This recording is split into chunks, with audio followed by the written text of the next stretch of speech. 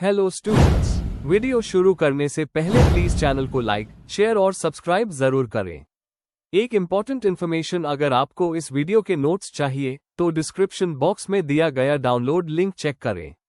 Thank you. चलिए शुरू करते हैं। इस वीडियो में हम पढ़ेंगे बीपीएससी 110 ग्लोबल पॉलिटिक्स के प्रीवियस ईयर क्वेश्चन और most important questions with answers. यह क्वेश्चंस आपके एग्जाम के लिए बहुत इंपॉर्टेंट है। अगर आपने ये अच्छे से कर लिए तो एग्जाम निकलना पक्का है। Let's begin. इस वीडियो में हम कवर करेंगे question 1, critically examine the impact of globalisation on state sovereignty. इस क्वेश्चन में हमें यह समझना है कि ग्लोबलाइजेशन से स्टेट की पावर पर क्या असर पड़ता है। Question 2, what are India's commitments and progress at Paris climate agreement. इसमें हमें बताना है कि इंडिया ने पेरिस एग्रीमेंट में क्या प्रोमिसेस किए और उन पर क्या प्रोग्रेस हुई है। Question 3. Describe the efforts of the international community towards checking the proliferation of nuclear weapons. इस क्वेश्चन में हमें बताना है कि दुनिया भर के देशों ने न्यूक्लियर हथियारों के खिलाफ क्या कदम उठाए हैं। Question 4. Write short notes on the following in about 200 words each. A. Core assumptions of neoliberalism. इसमें हमें न्यूलिबरलिज्म के मेन आइडियाज को शॉर्ट में समझाना है। B. MNC and global value chain. इसमें हमें बताना है कि MNCs कैसे काम करती है और ग्लोबल वैल्यू चेन क्या होती है। Question 5. Write short notes on the following in about 200 words each. A. Non traditional security threats. इसमें हमें टेररिज्म, पैंडेमिक और साइबर थ्रेट्स जैसे नए खतरों को एक्सप्लेन करना है। B. Principles guiding the working of the WTO। इसमें हमें WTO के काम करने के बेसिक रूल्स बताने हैं। Question 6. Write short notes on the following in about 200 words each. A. Human security. इसमें हमें बताना है कि ह्यूमन सिक्योरिटी क्या होती है और इसके मेन पॉइंट्स क्या है। B. Hyperglobalists. इसमें हमें ये बताना है कि हाइपरग्लोबलिस्ट्स ग्लोबलाइजेशन के बारे में क्या सोच रखते हैं। Question 7. Examine India's position on international efforts to deal with the problem of refugees. इस क्वेश्चन में हमें यह समझना है कि इंडिया रेफ्यूजीज के मुद्दे पर इंटरनेशनल लेवल पर क्या स्टैंड रखता है। Question 8. Right short notes on the following in about 200 words each. A. Mercantilism. इसमें हमें मर्केंटाइलिज्म को डिफाइन करना है और उसके में फीचर्स बताने हैं। B. Marxist perspective on globalisation. इसमें हमें बताना है कि मार्क्सिस्ट थिंकर्स ग्लोबलाइजेशन को कैसे देखते हैं। अगर आपको इस वीडियो के नोट्स चाहिए तो डिस्क्रिप्शन बॉक्स में दिए गए डाउनलोड लिंक को जरूर चेक करें। Thank you. Question 1. Critically examine the impact of globalisation on state sovereignty. Question explanation. इस क्वेश्चन में हमें यह समझना है कि ग्लोबलाइजेशन के आने के बाद स्टेट की अपनी डिसीजन लेने की पावर यानी सॉवरेंटी पर क्या असर पड़ा है। हमें इसके पॉजिटिव और नेगेटिव दोनों पहलू डिस्कस करने हैं और क्रिटिकल एनालिसिस देना है। आंसर। इंट्रोडक्शन। ग्लोबलाइजेशन का मतलब है देशों के बीच बढ़ता हुआ संबंध, ट्रेड, टेक्नोलॉजी, कल्चर और कम्युनिकेशन के जरिए। सॉवरेंटी का मतलब होता है किसी भी स्टेट का अपने इंटरनल मामले डिसाइड करने का अधिकार। ग्लोबलाइजेशन ने इस ट्रेडिशनल कॉन्सेप्ट को चैलेंज किया है। इस आंसर में हम देखेंगे कि ग्लोबलाइजेशन ने स्टेट की पावर को कैसे अफेक्ट किया है। Main body. 1. इकोनॉमिक ग्लोबलाइजेशन और सॉवरेंटी। ग्लोबल ट्रेड और इन्वेस्टमेंट के चलते कंट्रीज एक दूसरे पर फाइनेंशियली डिपेंडेंट हो गए हैं। IMF, वर्ल्ड बैंक, WTO जैसे इंस्टीट्यूशंस कई बार नेशनल पॉलिसीज को इन्फ्लुएंस करते हैं। एग्जाम्पल के तौर पर ग्रीस को इकोनॉमिक क्राइसिस के समय बेल आउट लेने के लिए अपनी सॉवरेंटी सैक्रिफाइस करनी पड़ी थी। 2. पॉलिटिकल और institutional pressure. UN, ICC, EU जैसे ग्लोबल और रीजनल इंस्टीट्यूशंस काफी हद तक देशों की पॉलिटिकल डिसीजंस को गाइड करते हैं। यूरोपियन यूनियन के कंट्रीज को अपने नेशनल लॉज को EU के लॉज के अकॉर्डिंग बनाना पड़ता है। इससे कई बार लोगों को लगता है कि उनकी सरकार की पावर कम हो गई है। 3. कल्चरल और सोशल इम्पैक्ट। ग्लोबल कल्चर के स्प्रेड होने से लोकल ट्रेडिशंस और आइडेंटिटीज पे इम्पैक्ट पड़ रहा है। नेटफ्लिक्स, मैकडॉनल्ड्स, फेसबुक जैसे प्लेटफॉर्म्स एक ग्लोबल कल्चर क्रिएट कर रहे हैं। यह कल्चरल यूनिफॉर्मिटी सॉवरेंटी के एक इंपॉर्टेंट एस्पेक्ट को वीकन करता है, नेशनल आइडेंटिटी। 4. सिक्योरिटी और टेक्नोलॉजी के चैलेंजेस। आज के टाइम में क्लाइमेट चेंज, टेररिज्म और पैंडेमिक्स जैसे इश्यूज ग्लोबल हैं जो इंटरनेशनल कोऑपरेशन मांगते हैं। इस वजह से देश अपनी सिक्योरिटी पॉलिसीज में भी इंटरनेशनल इंस्टीट्यूशंस पर डिपेंड करते हैं। साइबर सिक्योरिटी और सर्वेलेंस जैसे एरियाज में भी स्टेट्स का कंट्रोल लिमिटेड हो गया है। 5. काउंटर आर्ग्यूमेंट्स और स्टेट की रेजिलियंस। ग्लोबलाइजेशन के बावजूद स्टेट की इंपॉर्टेंस खत्म नहीं हुई है। बॉर्डर्स, आर्मी, लॉ सिस्टम, ये सब अभी भी स्टेट के कंट्रोल में है। यूएसए, इंडिया और यूके जैसे देश ग्लोबलाइजेशन के खिलाफ नेशनलिस्ट स्टांस ले रहे हैं। इससे लगता है कि स्टेट्स ग्लोबलाइजेशन को सिलेक्टिवली अडॉप्ट करते हैं जब उनके इंटरेस्ट में हो। कंक्लूजन, ग्लोबलाइजेशन ने स्टेट सॉवरेंटी को रीडिफाइन किया है, बिल्कुल खत्म नहीं किया। स्टेट की पॉलिसी मेकिंग पावर अब ग्लोबल इंस्टीट्यूशंस और नेटवर्क्स के साथ एडजस्ट कर रही है। आज के टाइम में सॉवरेंटी का मतलब बदल गया है, वो पुरानी रिजिड बाउंड्रीज के बजाय एक फ्लेक्सिबल और शेयर्ड गवर्नेंस की तरफ जा रहा है।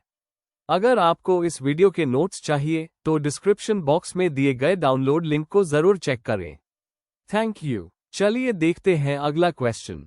Question 2. What are India's commitments and progress at Paris Climate Agreement? Question explanation. इस क्वेश्चन में हमें बताना है कि इंडिया ने पेरिस क्लाइमेट एग्रीमेंट के अंदर क्या प्रोमिसेस किए थे और अंत पर आप तक क्या प्रोग्रेस हुई है। टारगेट्स, पॉलिसीज और आप तक के रिजल्ट्स को डिटेल में एक्सप्लेन करना होगा।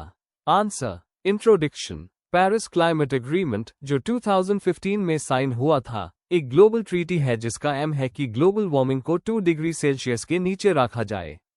इंडिया ने इस एग्रीमेंट के अंदर कुछ इंपॉर्टेंट कमिटमेंट्स किए थे जिसे एनडीसी कहते हैं। ये कमिटमेंट्स इंडिया के डेवलपमेंट और एनवायरनमेंट के बीच एक बैलेंस बनाने की कोशिश दिखाते हैं।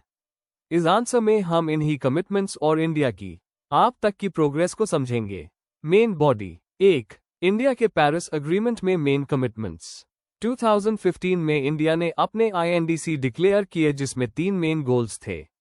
2005 के लेवल से जीडीपी की एमिशन इंटेंसिटी को 33 to 35% तक कम करना, इलेक्ट्रिसिटी कैपेसिटी का 40% नॉन फॉसिल फ्यूल सोर्सेस से लाना, 2.5 to 3 बिलियन टन्स का कार्बन सिंक क्रिएट करना फॉरेस्ट्स और ट्री कवर के जरिए। इन टारगेट्स को बनाते वक्त इंडिया ने अपने इकोनॉमिक नीड्स और डेवलपमेंट गोल्स को ध्यान में रखा। 2. पॉलिसीज और initiatives. NAPCC, national action plan on climate change, जिसमें 8 मिशन शामिल है जैसे कि सोलर एनर्जी, एनर्जी एफिशिएंसी और sustainable agriculture. International solar alliance (ISA) India ने स्टार्ट किया जिससे डेवलपिंग कंट्रीज में सोलर पावर प्रमोट हो। उजाला और पथ स्कीम्स, जिनका एम है एनर्जी एफिशिएंट अप्लायंसेज और इंडस्ट्रियल एनर्जी सेविंग को बढ़ावा देना। इलेक्ट्रिक व्हीकल्स को प्रमोट करना और फेम स्कीम लागू करना फॉसिल फ्यूल्स से डिपेंडेंस कम करने के लिए। 3. आप तक की प्रोग्रेस। Emission intensity. इंडिया ने अब तक अपनी जीडीपी एमिशन इंटेंसिटी को लगभग 30% तक कम कर दिया है। Renewable energy. 2023 तक इंडिया ने 120 गीगावाट से ज्यादा रिन्यूएबल कैपेसिटी इंस्टॉल कर ली है। Forest cover. फॉरेस्ट्स और ट्री कवर में ग्रोथ दिख रही है, लेकिन कार्बन सिंक टारगेट तक पहुंचने में अभी चैलेंजेस है। 2022 में इंडिया ने अपने एनडीसी अपडेट किए जिसमें 2030 तक 50% power capacity non fossil fuel से लाना शामिल है। 4. चैलेंजेस और ग्लोबल रिकॉग्निशन। चैलेंजेस। कोविड-19 और इकोनॉमिक स्लोडाउन से क्लीन एनर्जी इन्वेस्टमेंट में दिक्कत आए। कोल पर हाई डिपेंडेंसी और इंडस्ट्री की एनर्जी डिमांड भी एक बड़ा फैक्टर है। रूरल एरियाज में इंप्लीमेंटेशन स्लो है। Global recognition. India G20 countries में से एक है जो अपने टारगेट्स की तरफ अच्छी प्रोग्रेस कर रहा है। ISA जैसे इनिशिएटिव्स के जरिए इंडिया ने ग्लोबल लेवल पर स्ट्रॉन्ग क्लाइमेट लीडरशिप दिखाई है। कंक्लूजन। पेरिस एग्रीमेंट के अंदर इंडिया के टारगेट्स काफी स्ट्रांग और रियलिस्टिक है जो डेवलपमेंट और एनवायरनमेंट दोनों को ध्यान में रखते हैं। रिन्यूएबल एनर्जी और एमिशन रिडक्शन में जो प्रोग्रेस हुई है वो काफी पॉजिटिव है। आगे भी पॉलिसी सपोर्ट और इन्वेस्टमेंट की जरूरत रहेगी। इंडिया ने दिखा दिया है कि डेवलपिंग कंट्रीज भी क्लाइमेट चेंज के फाइट में लीड कर सकती है। अगर आपको इस वीडियो के नोट्स चाहिए तो डिस्क्रिप्शन बॉक्स में दिए गए डाउनलोड लिंक को जरूर चेक करें। Thank you. चलिए देखते हैं अगला question. Question 3. Describe the efforts of the international community towards checking the proliferation of nuclear weapons. Question explanation. इस क्वेश्चन में आपसे ये पूछा गया है कि दुनिया के देश और इंटरनेशनल ऑर्गेनाइजेशंस ने न्यूक्लियर वेपन्स के फैलाव को रोकने के लिए क्या क्या कदम उठाए हैं। आपको मेजर ट्रीटीज जैसे एनपीटी, सीटीबीटी और ऑर्गेनाइजेशंस जैसे आईएईए का जिक्र करना चाहिए और साथ हाई डिप्लोमेटिक एफर्ट्स भी बताने चाहिए। आंसर। इंट्रोडक्शन। न्यूक्लियर प्रोलिफरेशन का मतलब है कि जिन देशों के पास न्यूक्लियर वेपन्स नहीं है उन तक ये टेक्नोलॉजी या वेपन्स पहुंचना। यह ग्लोबल पीस के लिए एक बड़ा खतरा है। इसको रोकने के लिए कई इंटरनेशनल एफर्ट्स किए गए हैं, ट्रीटीज बनाई गई, मॉनिटरिंग बॉडीज बनाई गई और डिप्लोमेटिक टॉक्स भी हुई। एनपीटी जैसे अग्रीमेंट्स और आईएईए जैसे इंस्टीट्यूशंस इसमें मेजर रोल प्ले करते हैं। Main body. 1. Treaty based efforts. Non proliferation treaty NPT 1968। यह न्यूक्लियर प्रोलिफरेशन रोकने के लिए सबसे इंपॉर्टेंट एग्रीमेंट है। इसमें 3 मेन पॉइंट्स होते हैं: नॉन प्रोलिफरेशन, डिसआर्मामेंट और न्यूक्लियर एनर्जी का पीसफुल यूज। ज्यादातर देश मेंबर है, लेकिन इंडिया, पाकिस्तान, इजराइल जैसे कुछ देश इसमें नहीं है। Comprehensive nuclear test ban treaty CTBT 1996। इसका एम है दुनिया भर में न्यूक्लियर टेस्टिंग को बैन करना। ये अभी तक फोर्स में नहीं आया है क्योंकि कुछ बड़े देश ने इससे रैटिफाई नहीं किया है। Treaty on the prohibition of nuclear weapons TPNW 2017 पहला लीगली बाइंडिंग अग्रीमेंट है जो न्यूक्लियर वेपन्स को टोटली बैन करता है। इसको mainly non nuclear state support करते हैं। 2. Institutional and monitoring mechanisms. International atomic energy agency IAEA nuclear programmes को मॉनिटर करता है और एश्योर करता है कि उनका यूज पीसफुल पर्पस के लिए हो। इंस्पेक्शन और कंप्लायंस वेरीफाई करता है। ईरान डील JCPOA में भी इसका इंपॉर्टेंट रोल था। UN security council resolutions. अगर कोई देश न्यूक्लियर रूल्स वायलेट करता है तो UNSCU's पास सैंक्शंस लगा सकता है। नॉर्थ कोरिया पर काफी बार सैंक्शंस लगे हैं। 3. Diplomatic and regional efforts. Nuclear weapon free zones NWFZ। Latin America, Africa जैसे रीजन्स ने एग्रीमेंट्स साइन किए हैं जहां न्यूक्लियर वेपन्स अलाउड नहीं है। यह ग्लोबल अवेयरनेस बढ़ते हैं और रिस्क्स कम करते हैं। Bilateral and multilateral diplomacy. Iran nuclear deal JCPOA 2015 एक मेजर डिप्लोमैटिक सक्सेस था जो ईरान के न्यूक्लियर वेपन्स डेवलप करने पर रोक लगाता था। US Russia START agreements. इन एग्रीमेंट्स ने न्यूक्लियर वेपन्स की संख्या घटाई और म्यूचुअल ट्रस्ट बनाया। 4. Challenges and criticisms. Double standards. India, Pakistan, Israel जैसे देश NPT में नहीं है पर उनके पास न्यूक्लियर वेपन्स है। न्यूक्लियर पावर्स खुद डिसआर्म होने में स्लो है। Geopolitical tensions. जैसे नॉर्थ कोरिया को लगता है कि उनकी सिक्योरिटी के लिए न्यूक्लियर वेपन जरूरी है। बड़े देशों के बीच टेंशंस काफी इश्यूज क्रिएट करते हैं। Technological loopholes. पीसफुल यूज के नाम पर टेक्नोलॉजी का मिसयूज हो सकता है। ब्लैक मार्केट और साइबर थ्रेट्स नए चैलेंजेस क्रिएट करते हैं। कंक्लूजन। इंटरनेशनल कम्युनिटी ने न्यूक्लियर प्रोलिफरेशन को रोकने के लिए काफी सीरियस एफर्ट्स किए हैं, ट्रीटीज, मॉनिटरिंग और डिप्लोमेसी के थ्रू। लेकिन पॉलिटिकल टेंशंस और ट्रस्ट डेफिसिट की वजह से अभी भी काफी चैलेंजेस बचे हुए हैं। डिसआर्मामेंट के प्रति सबका कमिटमेंट और strict monitoring system high future में सॉल्यूशन हो सकता है। अगर आपको इस वीडियो के नोट्स चाहिए तो डिस्क्रिप्शन बॉक्स में दिए गए डाउनलोड लिंक को जरूर चेक करें। Thank you. Let's see the next question. Question 4. Write short notes on the following in about 200 words each. A. Core assumptions of neoliberalism. B. MNC and global value chain. Question explanation. इस question में 2 short notes लिखने हैं। पहला part नियोलिबरलिज्म के main ideas के बारे में पूछ रहा है।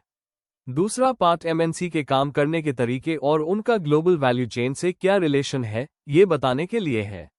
आंसर। इंट्रोडक्शन। नियोलिबरलिज्म एक ऐसी थियरी है जो फ्री मार्केट कैपिटलिज्म को प्रमोट करती है, जिसमें सरकार की रोल बहुत कम होती है। MNC यानी मल्टीनेशनल कॉर्पोरेशंस ऐसे कंपनीज होती हैं जो एक से ज्यादा देशों में काम करती है। ग्लोबल पॉलिटिक्स और इकोनॉमी को समझने के लिए ये दोनों कॉन्सेप्ट्स बहुत इंपॉर्टेंट है। इस आंसर में हम दोनों को डिटेल में समझेंगे। A. Core assumptions of neoliberalism. 1. Free markets और डीरेगुलेशन। नियोलिबरलिज्म कहते हैं कि मार्केट को आजाद छोड़ना चाहिए।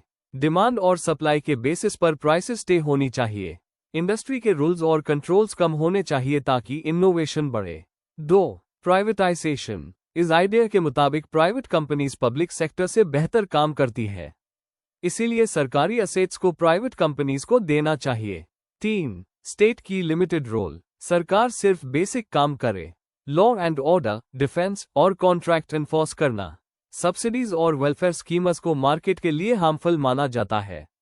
4. ग्लोबलाइजेशन और free trade. New liberalism open economy का सपोर्टर है, जहां ट्रेड बैरियर्स ना हो और कैपिटल फ्रीली फ्लो करे।